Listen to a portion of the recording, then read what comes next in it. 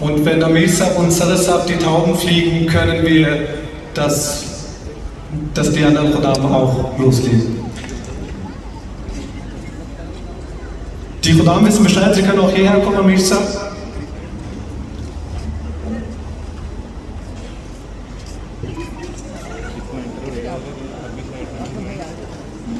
أعوذ بالله من الشيطان الرجيم.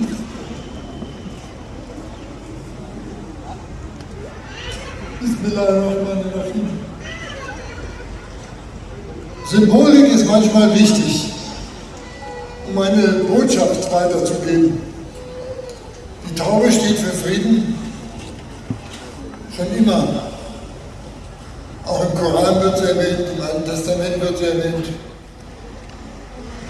Und wir wissen, dass der Kalif des Friedens, Hazrat Mirza Masroor Ahmad, möge Allah sein Helfer ist, im Moment die Persönlichkeit ist weltweit, die seit fast 20 Jahren emsig und immer wieder auf die Gefahrenlage dieser Welt hinweist, auf die Schwierigkeiten in dieser Welt hinweist.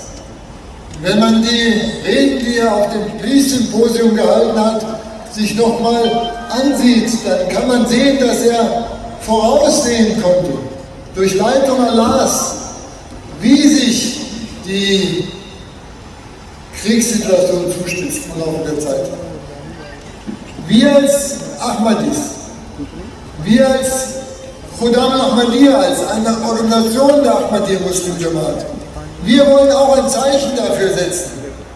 Deswegen bin ich dankbar, dass Khuddam Ahmadiyya dieses Zeichen gezeigt hat, auch diesen Friedensfürsten, den Kalif des Friedens, abzubilden in dieser Größe und allen Khuddam diese Botschaft zu geben: Lasst die Dinge nicht einfach laufen, mischt euch ein, verlasst die Komfortzone, werdet aktive Botschafter des Friedens, aktive Botschafter des islamischen Friedens, des Friedens Islam Ahmadiyya.